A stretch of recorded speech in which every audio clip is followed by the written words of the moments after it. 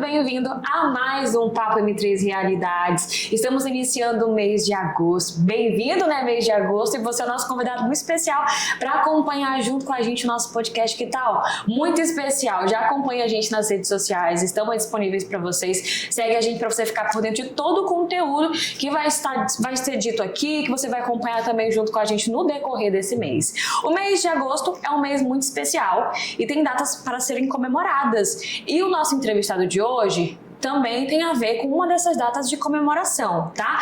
A conversa de hoje vai abrir o mês de agosto, que é muito significativo para a Igreja Católica, que é o mês vocacional em que se celebra as diferentes vocações. E tem também o Dia dos Pais e o Dia do Padre. A gente está recebendo hoje o Padre Heves para a gente conhecer um pouquinho da história dele, entender muita coisa da vida dele, né? E aí a gente já começa, inclusive, desejando boas-vindas para você. É um prazer recebê-lo, Padre, aqui no nosso podcast. Obrigado, Camille. É um prazer também estar aqui com você.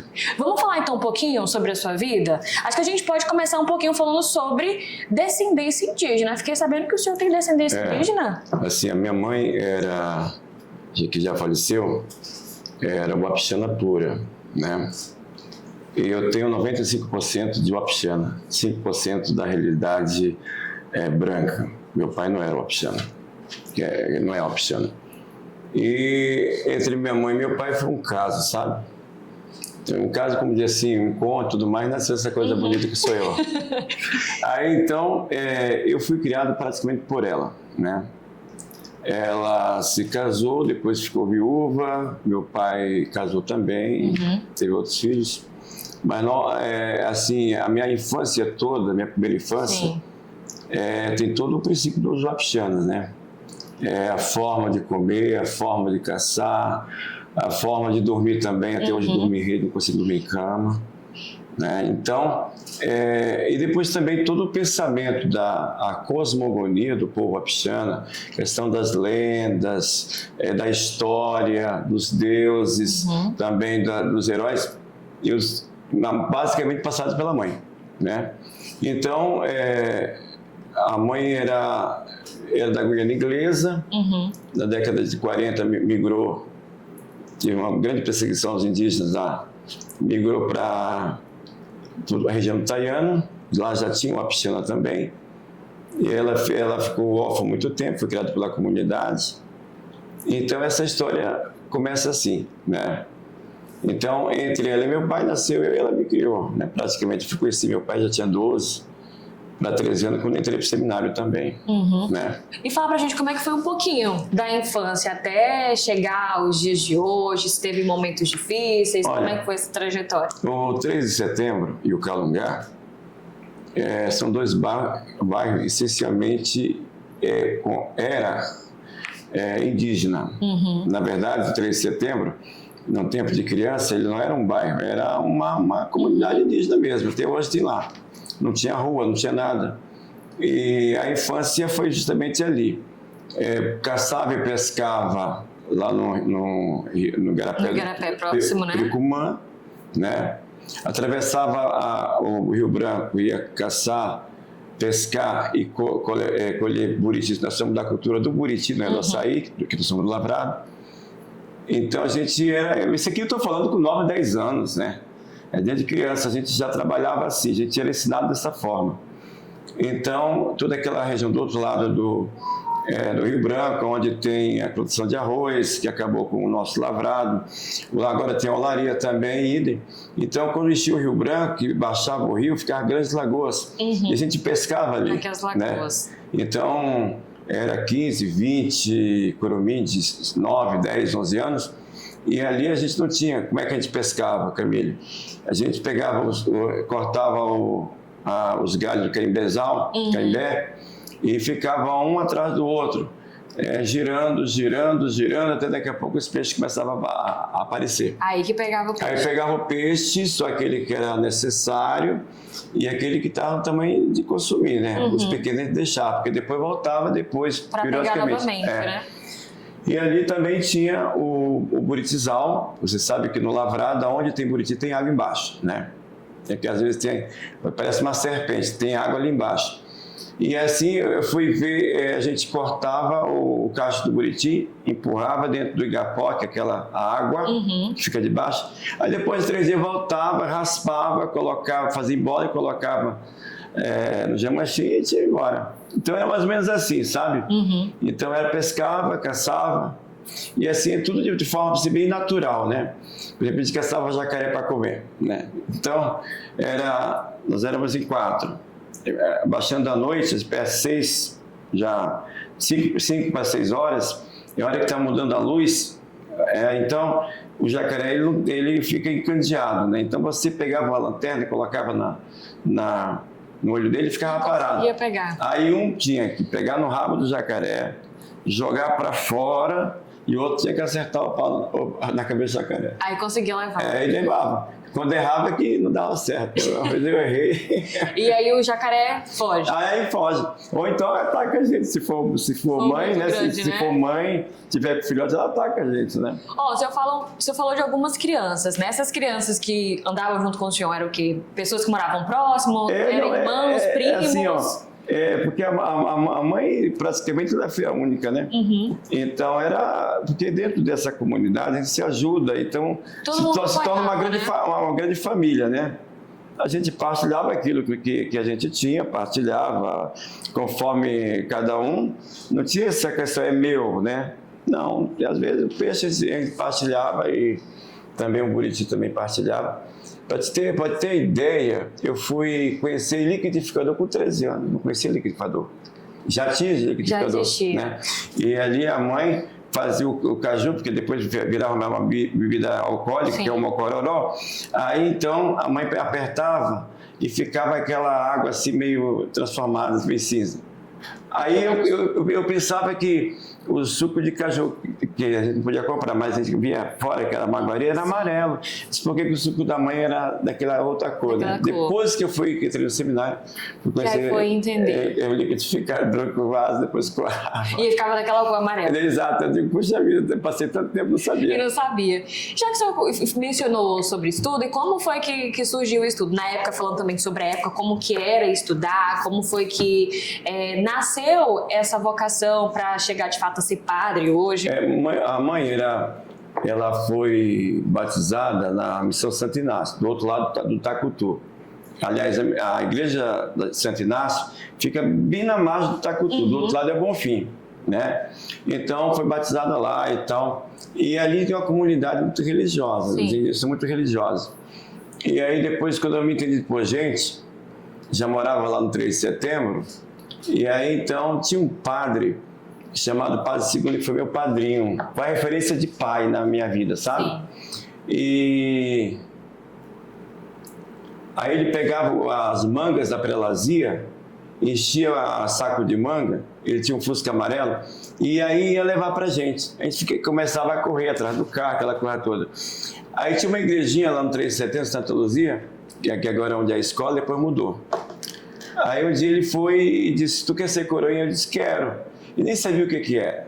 Né? Mas queria. Mas eu queria. Aí então, foi numa quarta-feira, então ele foi, e a irmã Elisabelle, que também trabalhava com ele, uma filha da Consolata, missionária, então me levou uma túnica, que até hoje eu tenho.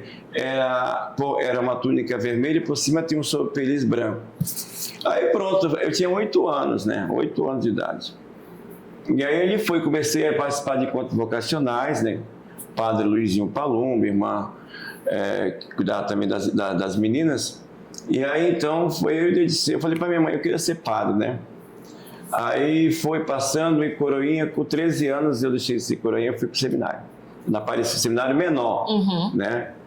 Foi realmente um período assim, foi importante na minha vida, mas também muito difícil, né? Porque a cabeça do Padre Luizinho era aquele que era uma educação militar, porque ele passou pela Segunda Guerra Mundial. Sim. Né? Então, tinha horário para comer, horário para brincar. Não é que você tinha opção. É porque você tinha que fazer tinha que fazer. Por exemplo, eu tenho que trabalhar, estou trabalhando. Eu tenho que aprender a tocar um instrumento, eu tenho que estar naquele momento. Tenho que estudar. Eu não podia trocar e na hora do estudo eu estar trabalhando na horta. Não podia. aí ali é o exercício da obediência, né? Então um dos nossas promessas é a obediência ao bispo. Então já vai desde o começo, a obediência. Claro que depois fica algumas sequelas desse tipo de educação, a questão da querer do horário, essa questão de não atrasar, né? Então foi muito difícil para mim logo no começo, né? E a gente vinha de uma realidade mais livre. E ali tinha que cumprir regras. Você se sentia preso? Assim, mais ou menos, né? Mais ou menos. E aí assim foi. Aí teve o tempo da perseguição da igreja, era conflito fazendeiros indígenas, muitos indígenas não voltaram mais, ficou só no seminário. Então foi esse período até ir para o seminário maior em Manaus, né? Eu já estava com 19 anos, né? Então, foi quando eu fui para o seminário, eu entrei com 13 para 14. Foi 20 de janeiro de 1984. Eu tinha 13 anos e ia fazer 14 em agosto. Né? Então, eu já fui para filosofia, comecei a ter contato com a filosofia. Eu sou mestrando em filosofia também, eu sou especialista em filosofia. E aí, então, sou professor de filosofia do Estado também, concursado. E aí, então, foi quando a gente começou essa caminhada lá em Manaus, um pouco assim, era mais diferente, porém tinha muitas regras também. E aí eu aprendi que ser livre é você obedecer às regras. Até hoje, a minha consciência de liberdade é você obedecer a regra, não é você fazer aquilo que você quer. Obedeça a regra. E acabou essa história. Que aí você vai ser livre. Aí você é livre. Obedeça a regra, entendeu? Porque sempre vai ter alguém acima de ti. Se você obedecer a regra, você está fazendo errado, não sou eu que eu vou pagar, é eu que está mandando. Sim. Né? Então, mais ou menos assim, é meio louco, né? Teve um momento assim, nessa sua trajetória, que foi tipo uma virada de chave para o senhor? No catolicismo mesmo, falando da sua trajetória, que você falou, é isso aqui mesmo. Olha, eu estudei tanto filosofia, eu também sou especialista em Karl Marx, né? Comunismo, mas assim, tem coisas assim que não largava, por exemplo, que eu tinha aprendido em casa e que não, com toda a filosofia que você poderia imaginar, não largou, formou tua personalidade. Mãe dizia assim, ó, quando sair de casa, a gente dormir em rede, tu enrola a rede, coloca lá, desarma a rede. Pode ser que teu espírito, deixando a rede armada, pode ser que teu espírito fique dormindo e aconteça alguma coisa contigo. Aí uma vez no seminário eu tinha que dar um jeito de colocar a rede, porque eu não tinha, essa era a cama, né? Aí eu disse que esqueci a rede armada, já estava lá. Aí eu falei pro meu reitor, disse, olha, minha rede ficou armada. Ele é italiano, grande amigo meu, já morreu. Aí ele disse, para que veio com isso? Eu digo, meu espírito pode ter ficado lá. Aí eu pedi permissão para eu ir, sair da faculdade, ir lá para poder, porque senão não ia ficar legal, né? Então, por toda a filosofia que você tem, já tinha aprendido e tudo mais, mas não sai aquilo que você forma a tua consciência, né? Fica, né? Aí, então, dessa forma, a virada... Então, eu fui. Não sabia o que era ser padre. Eu dizia, eu queria ser padre. Logo no começo. Não era uma consciência, eu era criança.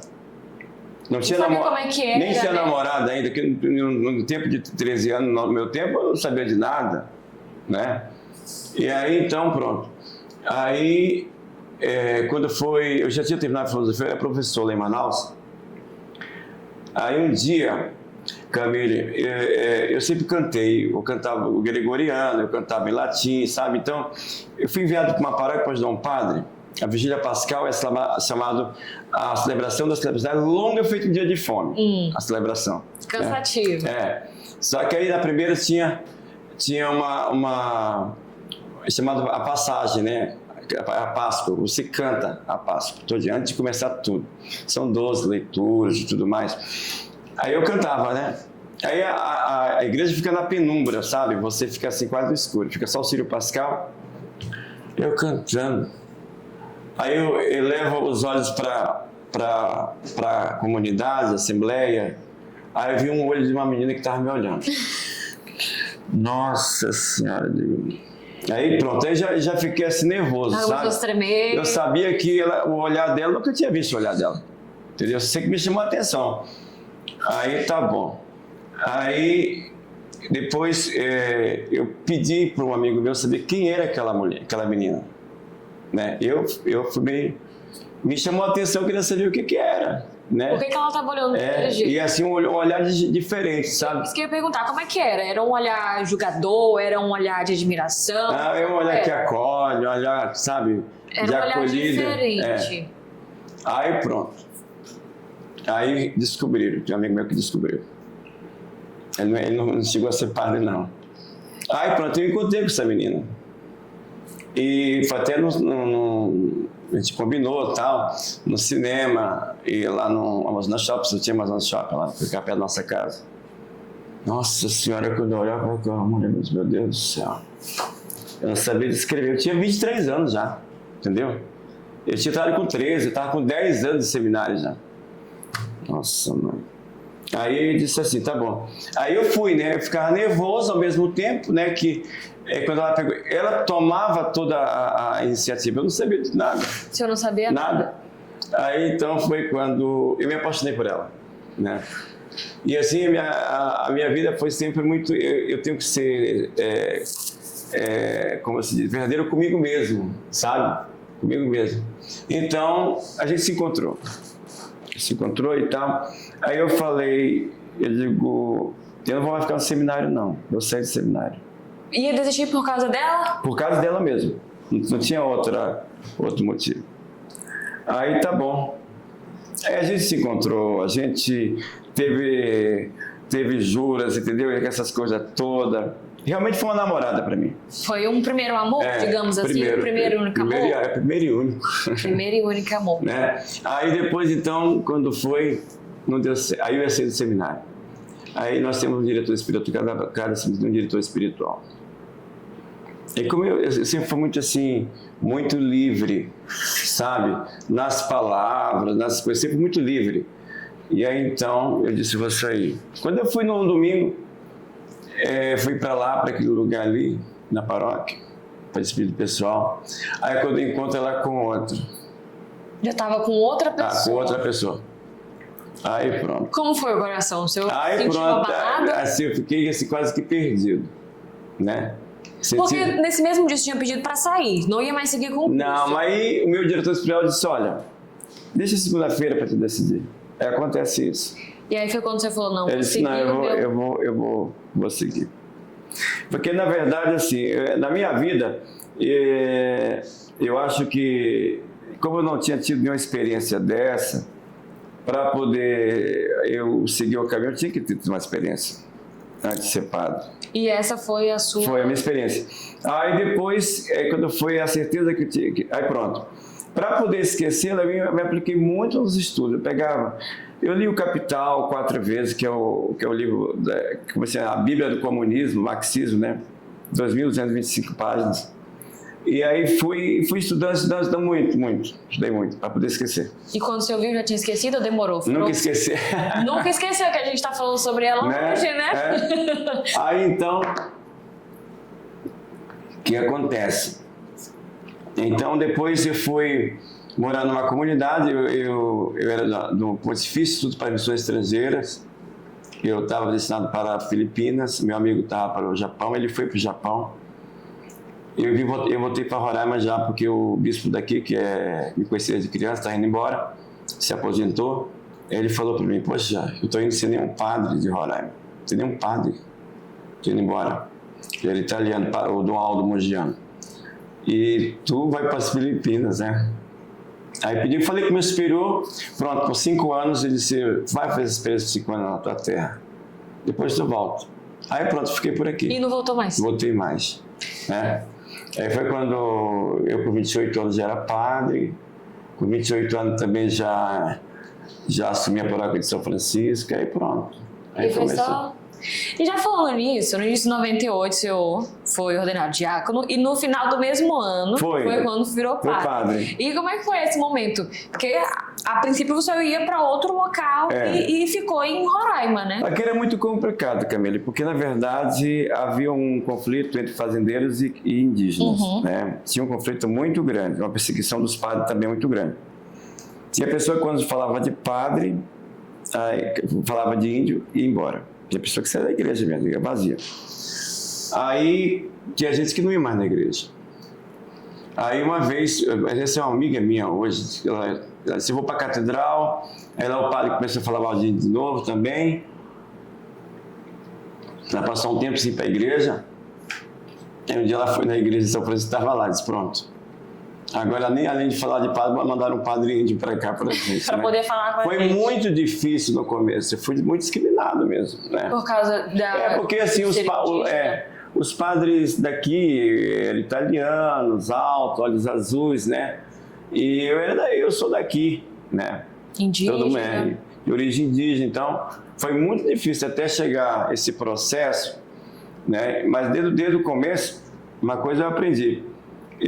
Onde me colocaram, eu tinha que conhecer aquele povo. Aí em São Francisco, tinha agricultores na época, tinha pecuarista e também tinha indígena lá no bairro Tritão de Massa. Até hoje tem algumas famílias indígenas lá. Então eu teria que falar para todos. Uma vez o bispo me chamou, aquele que me ordenou, no Aparecido, você tem que se posicionar como indígena. Eu digo, a paróquia que eu fui enviado, não tem nada a ver. Dessa forma. Eu tenho que falar para todos. Então, assim eu fui seguindo o meu caminho. E aí depois, no dia da ordenação de padre, a gente escolhe um lema para a gente, né? E eu escolhi Lucas 22, 27. Estou no meio de vós como aquele que serve. Então, por isso, meu sacerdócio é para servir. Servir. Por exemplo, você pode ter necessidade de comida, né? Necessidade de comida, eu não tenho prato de comida, tá bom. Mas você você precisa também ouvir a palavra que você deve partilhar, você tem outros problemas, Então eu comecei a me direcionar à pessoa, não ao social, assim como um todo. E de justamente restaurar a pessoa, porque a comunidade é formada por cada um tem a sua dificuldade. Então, foi esse meu direcionamento, né? E depois comecei com obra social. Eu digo, poxa, igreja de São Francisco não tem um sinal de São Francisco. Pelos pobres, pelas pessoas que estão de rua. Então, eu comecei esse trabalho também, né? Durante 16 anos que eu passei aí. E já que você tocou no assunto aí falando sobre ação social, sobre projetos, sobre ajudar pessoas, tem um projeto muito legal, né? Que é o projeto Mexendo na Panela. Fala pra gente que projeto é esse. Olha só, Camila, foi assim, quando eu fui em 2014 eu deveria ter ido para Roma, para ficar mais 3 anos lá. E aí, então, a paróquia da Consolata ficou sem padre. Na época, o bispo era Dom Roque, é muito meu amigo. Até hoje, mês passado, eu estava lá com ele, no começo do mês. Aí, então, cheguei lá, eu conheço o povo de lá, porque eu sou do 3 de setembro. Conhece todo mundo, Todo mundo me conhece. Não é normal você voltar para a sua paróquia e ser pároco lá. Entendeu? Não é normal eu sendo padre daqui e ser transformado em bispo daqui. Não é normal, né? Até porque todo mundo te conhece, mas lá no 13 é diferente. Aí então eu vi que tinha muita dependentes químicos do álcool, que foram os meus colegas de sala de aula, meus companheiros de trabalho. O seu pescou ali junto, matou jacaré. Exato. E aí você estava sem família. Eles ficavam debaixo da ponte, ficavam debaixo... Então, foi aí quando eu comecei a fazer comida para poder. Eu digo, tirar não posso. A gente não pode, não tem o sistema para poder, né? Isso, não tem, eu não tinha Fazenda da Esperança. Então eu digo, a gente não pode ainda, eu não posso, mas dar um prato de comida eu posso. Aí foi quando eu comecei a fazer a comida para eles. Às vezes eu ia deixar a comida num bar, onde o cara tava lá chapadão, sabe? Para ele comer. Para ele comer. Aí o pessoal diz, mas é um vagabundo, tá cachaceiro. Então a gente tem que ver a pessoa, né? Não, então você tem que, é como uma cortina, como a tua pessoa, a tua imagem, muitas vezes não é tão legal, tem que ultrapassar. Então foi assim. Aí depois veio a migração. Aí foi que eu fiquei meio assim, eu dava 40 marmitas por dia para eles. Aí daqui a pouco eu estava com 870 pessoas morando comigo lá na Consolata, sabe? Por quê? Porque a Consolata é a primeira igreja que quando você sai da rodoviária você vê. Bem próximo, né? E muita gente também, né? Eu cheguei a fazer, eu sou muito da Operação Acolhida.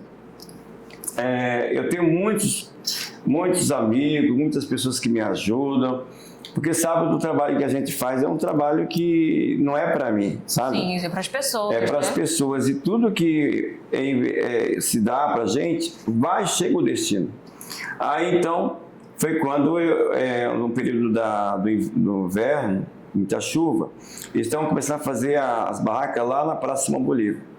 Aí a prefeitura fechou por conta da reforma e tudo mais. Lembro. Onde que ia mandar esse pessoal? Aí eu levei para minha casa, eu tinha um salão paroquial lá. Aí pronto, eu tive que também falar para o meu povo como é que é. Teve a questão da xenofobia, sabe? Sim. Que foi muito gritante lá em Pacaraima, está saindo para cá. Então a minha experiência para poder continuar foi justamente buscando parceiro. Aí veio a maçonaria, veio a Igreja Betesda, o pastor Márcio Rosa, meu amigo, veio também a Luterana, veio a Federação Espírita de Roraima, sabe, o Lions Club. Então, foi uma união, foi né, uma união. das igrejas. De uma hora para outra, a gente estava todos unidos para poder dar uma primeira ajuda daqueles que estavam chegando. Né? Aí depois nós construímos os banheiros de tapume mesmo, para tomar banho. Então foi assim essa experiência. E o pessoal estava ali. Conseguimos barraca, porque nem todo mundo cabia dentro do salão. Toda em torno da minha casa. E se tornou uma grande ação, né? Por 3 meses, até chegar a Operação Acolhida, a gente era doação mesmo. O pessoal ia lá, doava e tudo mais. Voluntários que faziam comida. Graças a Deus nunca deu nenhum problema, porque agora questão trabalhista, não sei o quê, mas naquele tempo, né? Então, foi assim que a gente começou. Mas foi difícil no começo, porque, na verdade, o problema não era só a comida. O problema, justamente, era a questão da violência contra a mulher, a violência contra a criança. Então, tudo isso também, alguns médicos parceiros também para poder ver a questão do controle da natalidade. Então, tudo isso a gente foi era um apoio buscando. De muitas pessoas, né? Inicialmente, Camila, a gente dava comida para todo mundo. Sim, depois eu tinha comida para os adultos e para as crianças. Diferente, né? Aí foi quando justamente a gente montou também uma parceria. Aí pronto, veio a mexer na panela. Por quê? Porque meu fogão era normal, a panela era grande, eu não alcançava a mexer a panela. E aí como é que você fazia? Aí eu subi no banco para poder mexer. Por isso que um dia alguém chegou lá e tirou a foto, nem vi. Aí o cara fez uma caricatura e pronto, aí ficou mexendo na panela. E atualmente hoje, padre, quantas pessoas vocês ajudam assim? Diminuiu, reduziu? Diminuiu um pouquinho, mas olha, normalmente era de 1.500 a 2.000 pessoas. Pessoa da rua. Sim. E a gente não é para os abrigos. Abrigo tem comida própria e tudo mais. Pessoa da rua. Pessoa que mora na rua mesmo, está ali na rodoviária. Uhum. E a gente hoje está em torno de 1.200 pessoas que a gente está. Está cada vez mais minguando o recurso da Operação Acolhida. Mas aí a gente conseguiu parceria também com a USAID, dos Estados Unidos, né? Que quando o Trump chegou e cortou tudo, né? Os banheiros, nós temos banheiro para os adultos, crianças, mulheres e homens. E depois também nós temos também a lavanderia, uma lavadora fantástica que lava e depois seca e já leva a roupa. Já tudo porque aí você pode perceber que lá em frente da rodoviária que tinha mau cheiro, não tem mais.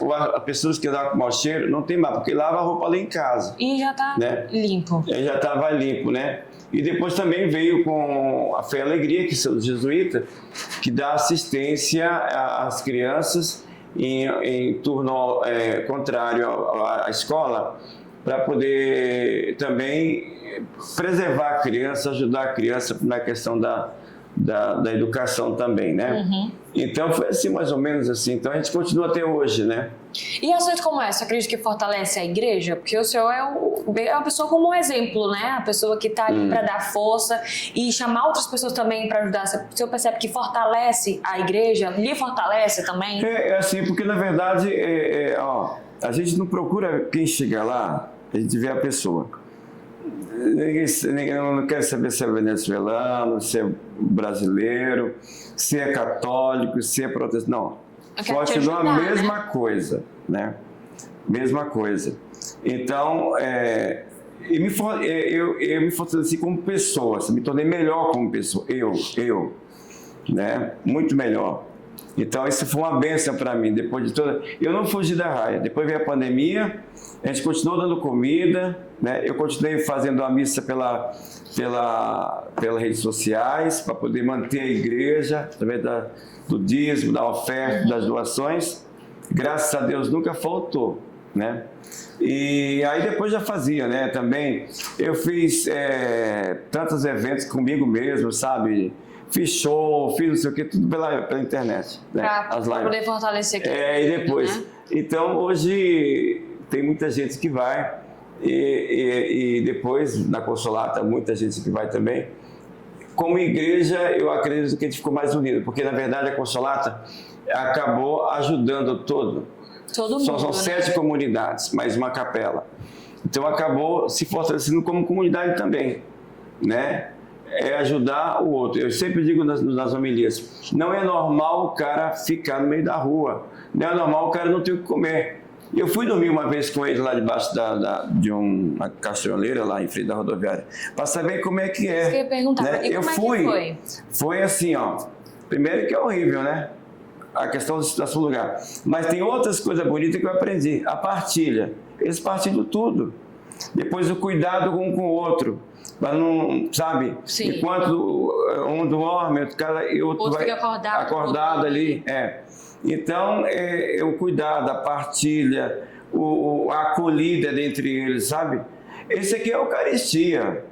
Porque eu não posso ir para a Eucaristia depois ir para a missa, depois não sei partilhar, eu sou arrogante, sou presunçoso, eu não estou nem aí com a dor do outro. Lá eu vi totalmente ao contrário. É sobre você se colocar realmente no lugar daquela pessoa, né? Coisa que quase ninguém faria hoje em dia, né, padre?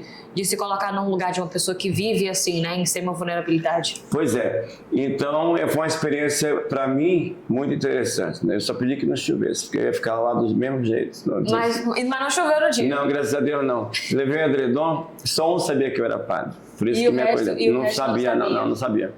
Aí, então, foi uma experiência bonita, né? Então... Valeu a pena. Valeu a pena. Então, eu senti a dor do outro, né? A empatia é ficar no lugar do outro.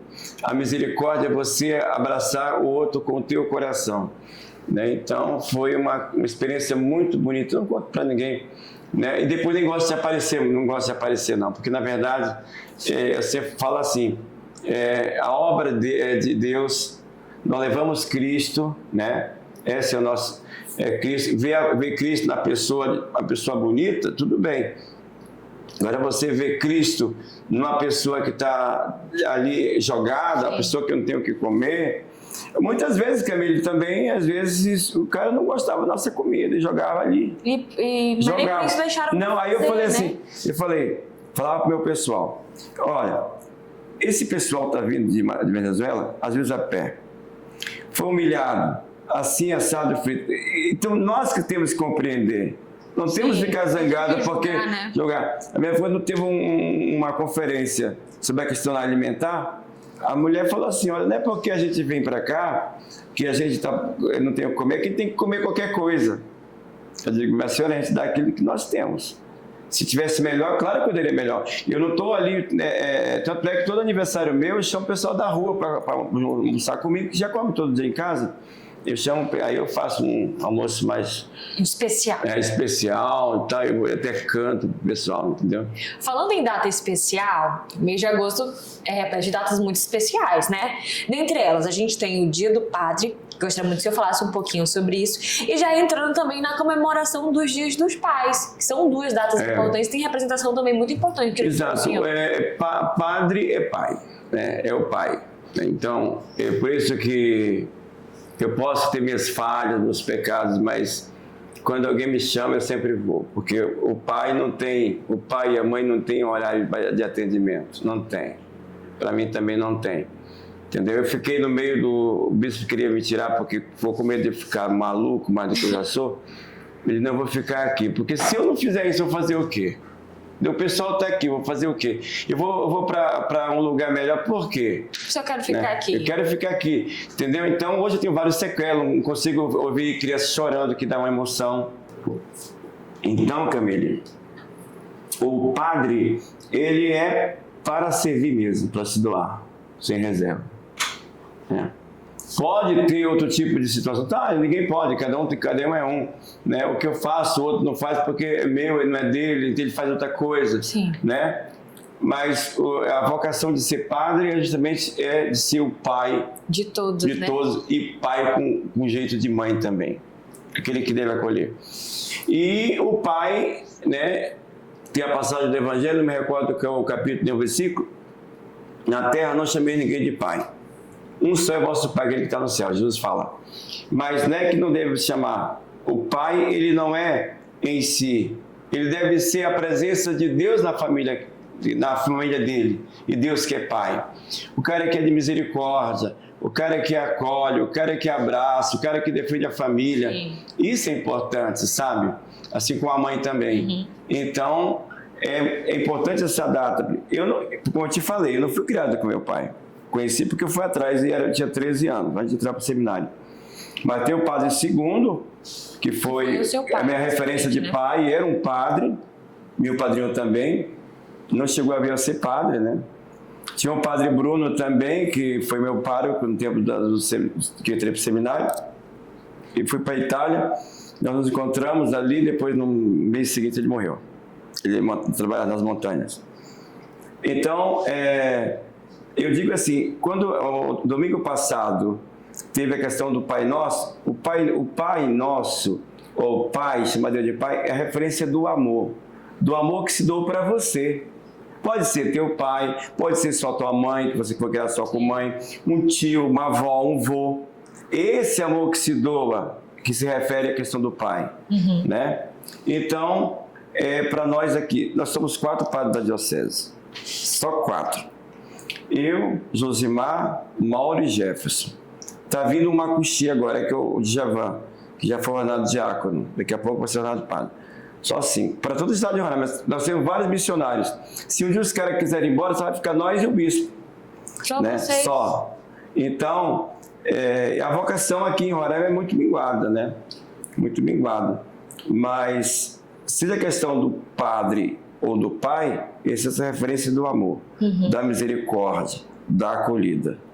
Sobre continuar, né? Sobre seguir, o senhor nas suas, na igreja em si, junto com as crianças, quando começa bem novinho, já planta isso, já ensina sobre quem sabe ser um padre no futuro? Tem esse interesse também das crianças hoje em dia de querer ser um padre? Hoje é mais complicado, né? Porque seminário menor não existe mais. A gente já estava bem novinho, né? Não existe mais. Agora, se faz, tem um grupo, tem o Serviço Vocacional da Diocese, que fala vocação como pai, como mãe, como padre, religioso, religiosa. Não é tão assim direcionado como era no meu tempo, não. Não era, não.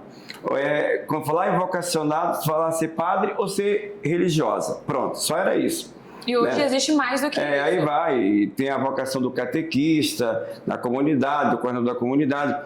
Então, hoje não tem esse direcionamento como no meu tempo, não. Então, que você já entra e já fala com a questão do padre.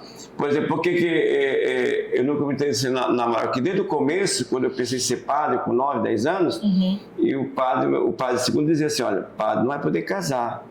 O padre não pode namorar. E como é que você aceitou isso? Como é que foi? Pois é, mas era uma história assim, era uma história meio que não tinha referência do matrimônio na minha casa. Então, para o senhor, aquilo era perfeito. Entendeu? Não tinha referência de matrimônio. Um dia desse, um ano atrás, 2 anos atrás, estava o dia do padre.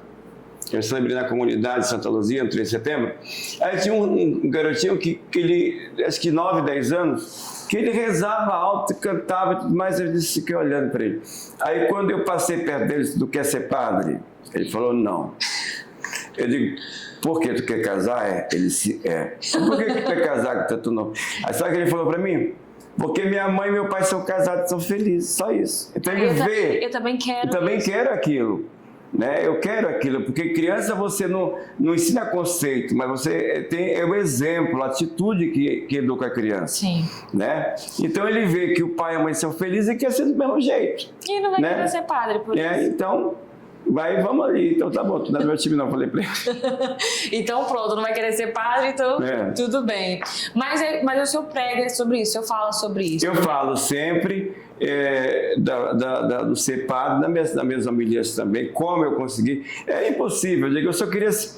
padre, eu só queria ser bispo, eu digo, olha, eu queria ser padre, já é impossível no meu tempo. Eu já queria, né? E era engraçado porque o senhor, desde criança, o senhor já sabia o que o senhor queria. O senhor queria ser padre. Eu não tinha toda a consciência verdadeira daquilo que é. Como você também, quando casa, você não tem a consciência total que onde o matrimônio vai te levar. Né? Não sabe se vai dar certo, exato. Não vai então, dar certo. Mas você quer. Quando você responde para o padre, entregar toda a minha vida na mão desse cara ou a minha vida na mão dessa mulher, então você não sabe qual a consciência que vai depois né, lá na frente. Mas você quer. A mesma coisa eu. Então eu decidi realmente ser padre, não foi depois que eu não queria mais casar com a moça lá.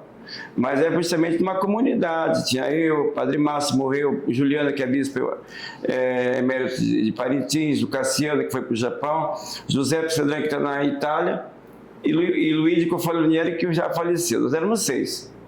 Eram professores, a gente trabalhava, botar tudo em comum. Dali que eu percebi, realmente, a gente pode viver assim. Eu não sou um frustrado, sou feliz da vida, entendeu? Não sou um cara frustrado, não sou. É feliz, e muita gente pensa, eu acho que muitas pessoas veem isso, de padres como pessoas frustradas, que pessoas que não são felizes. Pois é, eu sou muito feliz, gosto de ver e quero ver até quando Deus quiser, entendeu? Então, dessa forma, e é aquilo que eu estou fazendo. Eu não vou atrás, assim, por muito tempo falava na igreja ontem, Camilo, que é importante você conhecer quem tu és. Sim. Né? E é um princípio até da filosofia pré-socrática, de Sócrates, né? De conheça-te a ti mesmo. Então, se você se conhece, você sabe como é que você é, se você se aceita, então fica muito mais fácil você viver. Por quê?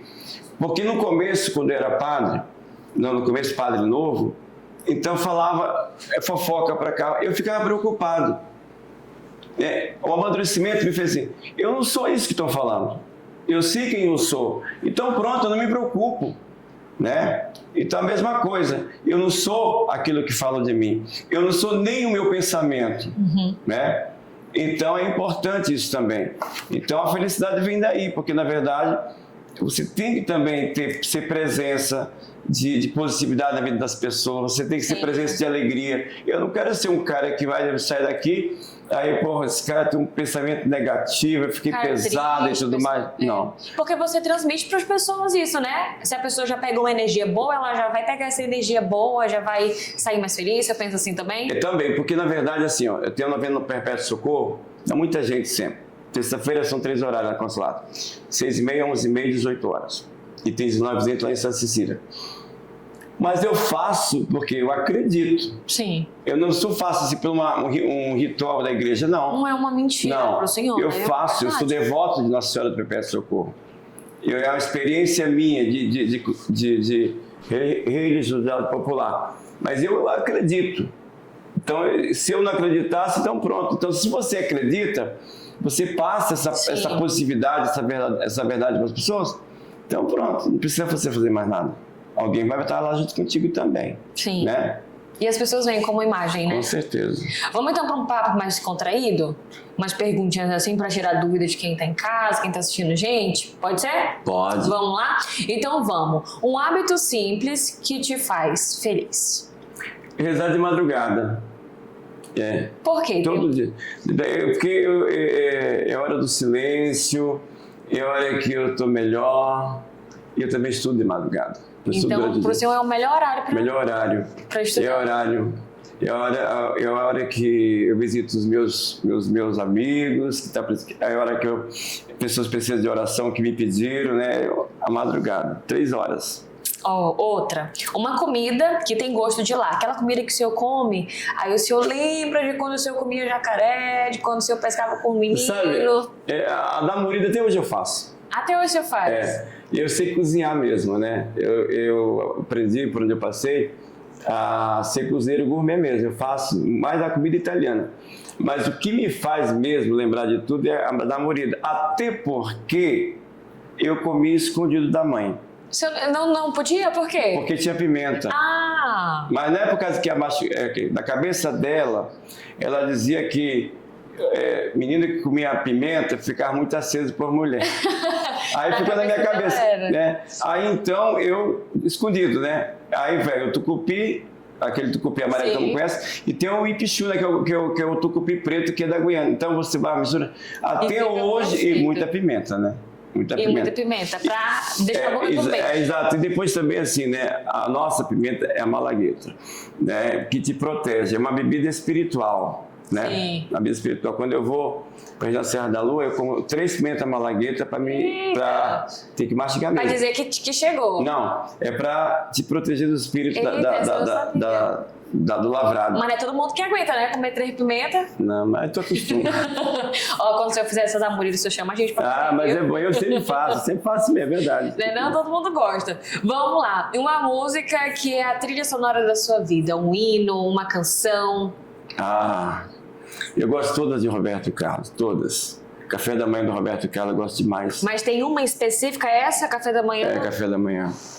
Porque tem um motivo assim? Assim, eu não sei, porque eu acho que eu não sei, porque ele fala que dormia, acordava, tudo mais, tinha uma pessoa do lado dele, a mulher dele e tal. Aí uma vez eu fiquei assim, sabe? E depois, é claro, eu tenho uma música que eu gosto muito, até canto, é Raposa Azul, do Reginaldo Rossi. Porque é tão inocente aquela letra. Aliás, eu gosto toda do Reginaldo Rossi também. É um cara que nunca fala mal de mulher. Nunca. Só fala bem, só fala bem, entendeu? Nunca você faz. Então, essas 2 músicas aí eu gosto bastante, né? Vamos lá. Um livro que lhe marcou, um livro que o senhor leu. É o Capital de Karl Marx. O senhor leu 4 vezes, não foi? Para tentar esquecer, gente, um amor. Isso aí já é uma dica, né? Para quem está querendo esquecer alguém. E olha, é um livro difícil. Quem faz economia também passa por Karl Marx, né? Sociologia também. Filosofia também. Então, é muito legal, né? E até a gente pensa, é um livro perfeito para mim, né? Na época da Revolução Industrial, sabe? Tinha muita gente que vivia, trabalhadores que não tinham direito e tudo mais. Então, e aliás, minha monografia de filosofia foi a mais-valia das orfanias de Manaus em Karl Marx, né? Que trabalho, se for explicar agora, vai tomar mais tempo. Mas aí, tá a dica, né? Pra quem quer Karl Marx ou Capital. 4 vezes eu leu, né? Foi, 4 vezes. 2.225 páginas. Olha aí. Vamos então para um momento inesquecível da sua vida. Foi o dia da minha ordenação de padre, né? Foi muito bonito. Tava lá meu pai, tava lá minha mãe, foi na Consolata, né? Você tava nervoso? Como é que foi? Como é que tava o coração? Tava acelerado? Assim, apesar de a gente ser diácono, a gente entra para a hierarquia, porque é diácono, padre e bispo, mas eu me mostrei mais por causa que era aquilo que eu queria, sabe? Sim. Aí me emocionei e tudo mais, quando você deita, que sinal de humildade, para cantar ladainha. Então marcou muito na minha vida, né? Eu sempre lembro. E depois, quando a passagem da minha mãe, quem fez foi eu. Eu dei a bênção na minha mãe, dei a unção, perdi os pecados, quando eu dei a bênção, ela morreu. Né? Que lindo. Marcou muito, sabe? Porque foi um dom que eu recebi da igreja e que ajudou minha mãe também a fazer a passagem dela. Eu conhecia as limitações da minha mãe, sabe? Então, por isso ficou muito mais fácil de eu chegar. Eu não queria nem vê-la, porque eu estava entubada já. Mas quando ela foi embora, tinha uma amiga minha que estava do lado de fora da UTI pelo vidro. E aí, então, quando a mãe que deu aquele aparelho que não tinha mais batimento, que eu olhei para ela, para essa minha amiga, eu perguntei, falei, não, foi que soltou o dedo dela. Mentira, ela tinha morrido naquela hora. E o celular dela descarregou totalmente, ficou sem carga, sem bateria, que era minha amiga. Aí depois voltou o celular dela, normal. Então isso marcou muito também, sabe? Eu como padre, sabe, que o seu valor, né? Mas foi triste. Muito importante, né, para o senhor. Vamos falar de momento importante ou de lugar específico, né? Um cantinho de Boa Vista ou de Roraima que mora no seu coração. Ah, pois é, né? Se o senhor disser que não é o 13 de setembro... É o 13 de setembro. Eu tenho muita lembrança. Agora não é mais Garapé, morreu, em Precumã. Mãe lavava a roupa ali, era bem curumim mesmo. Tu entrava naquela mata, e a gente catava caju, lá dentro tem chamado Lago do Mambira, onde a gente pescava. Então, toda a questão da infância, e a gente fala com 6, 7, 8 anos, né? Então, a mãe ia lavar roupa lá, e a mãe era lavadeira também, né? Ela lavou roupa. Então, primeiro eu fui no Caxangá, aí depois no Precumã. E eu ia junto, né? Ia junto com ela. Aí ficava ali, pescando alguma coisa. E era bom? Muito bom. Vamos então para uma pessoa que sempre lhe inspirou. O Padre Segundo sempre me inspirou, sempre. Sabe, Camille, foi assim, ó. Depois eu descobri quem era o Padre Segundo. O Padre Segundo era de uma família muito rica, fazendeiro de café em Botucatu, São Paulo. Era 2 irmãos. Era o segundo porque tinha o primo e segundo, primeiro e segundo. Entendeu? Então, eu fiquei impressionado assim quando, poxa, ele deixou tudo aquilo que ele tinha para vir para Roraima, que na década de 80 era um nada, né? Chegou aqui, era um nada, para doar a vida dele aí, entendeu? Ele gostava das crianças, sabe? Gostava das crianças. Então, ele me inspirou muito, sabe? Sempre eu converso com ele nas orações, sabe? Além da minha mãe, claro. E ele me inspirou bastante, sabe? Depois o Padre Bruno, que foi meu pároco também, mas na referência de pai mesmo, referência masculina na minha vida, foi o Padre Segundo, desde o começo. Deu de 8 anos, depois que conheci e pronto. Começou nele, né? 2. Foi. Começou com ele. Exatamente. E um conselho de vida que o senhor sempre repassa? Por exemplo, que o senhor ouviu há muito tempo atrás e até hoje o senhor repassa para as pessoas que dá para repassar, como dá para repassar? Acerca da oração. Tu sabe que eu fui internado com a Covid com 85% do pulmão comprometido. Então, sempre eu falo para o pessoal, assim, quando pedires qualquer coisa em oração, agradeça, como se estivesse alcançado, e assim acontecerá. Marcos 11, 23, 24. Então, sempre eu passo para o pessoal. Enquanto eu podia ver o celular quando estava no hospital, era isso que o pessoal mandava para mim, né? Agradeça, você vai sair dessa, agradeça, né? Então, eu sempre repasso, né? E tem um amigo meu que é budista, monge budista, algo que também eu sempre repasso: o que tua mente rejeita, o teu corpo não pega. Entendeu? Eu não quero ser negativo, eu não quero, entendeu? O que tua mente rejeita, o teu corpo não pega. Eu só quero coisa boa. Na tua casa você recebe quem tu quiser. Claro que são as coisas boas, né? Aquela famosa frase, né? Você atrai aquilo que fala. Claro. Né? Então, e as palavras só têm poder, minha palavra tem poder, com certeza. Então é importante, né? Pra gente finalizar então o nosso bate-papo, queria que o senhor deixasse uma mensagem muito legal para quem está assistindo a gente nesse podcast, tanto para os pais, tanto para as pessoas que também lhe admiram, pessoas que, quem sabe, no futuro possam querer ser padres, seguir de fato essa vida. Olha, para mim como padre, se eu um dia pudesse votar de novo, eu votaria como padre de novo, né? Então, doar a própria vida para o outro, isso é importante. Seja você que é mãe, você que é pai, né? E para os pais também, ser presença ternurosa, de misericórdia para com seus filhos e filhas. Falava ontem na igreja, eu digo, olha, uma vez você falava assim, esse menino é burro, esse menino não sabe fazer nada. Quando você ia fazer um concurso público, que tu sai tira da tua cabeça? Ah, eu sou burro. Sou burro, não sou capaz. Eu sou capaz. Então, só colocar coisas boas e fazer a experiência de um Deus que é misericordioso. Um Deus que é misericordioso. Eu sempre digo, eu não sou o mais santo de todos os padres, não. Eu acho que eu sou até mais pecador, sabe? Mas eu experimento essa misericórdia a cada dia. Porque senão eu não teria consciência, vontade de celebrar a missa, né? Mas a doação da própria vida, seja para o pai doar a própria vida, né? Seja também para o padre e depois para os filhos, valorizar o amor que tu tens ali. Às vezes eu fico dizendo o meu pai que não está aqui, que deixou a gente, não sei o quê, mas tua mãe está ali trabalhando. Tua mãe está se esforçando, está dando a sua vida. Valoriza também e reza pelo pai, né? Reza pelo teu pai. Então, dessa forma, ser grato pelas pessoas que estão ao teu lado. Porque realmente vai ficar no final da tua vida só quem te ama. É só quem te ama. Né? Então, a mesma coisa eu falo também para os padres, né? Torna-te importante para alguém. Né? Não por questão de interesse, torna-te importante. Então, seja o pai, seja a mãe, torna-se importante para o filho, para a filha. Ah, maravilha. Muito obrigada, padre, por estar junto com a gente, contar um pouco sobre a sua história. E tenho certeza que muitas pessoas vão sair inspiradas depois desse podcast, viu?